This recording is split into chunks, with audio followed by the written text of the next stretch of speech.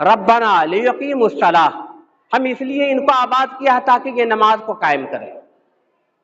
यह हज़रत इब्राहीम अलैहिस्सलाम ये मकसद अपनी औलाद को आबाद करने का बयान कर रहे हैं, और खुद अपने लिए और अपनी नस्ल के लिए, अपनी औलाद के लिए दुआ कर रहे हैं, रब्बी जल्नी मुकीमस्सलात व मिन ज़ुर्रियती, ऐ अल्लाह मुझे भी नमाज को कायम करने वाला बना दे और मेरी औलाद, मेरी नस्ल को भी नमाज को कायम करने वाला बना।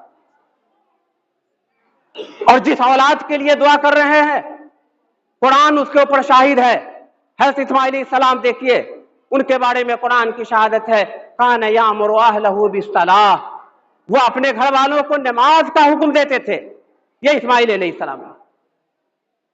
अल्लाह ताला ने एक जगह हजरत लूत, इसहाक, याकूब और उनकी नस्ल का जिक्र किया है, और उनके जिक्र करने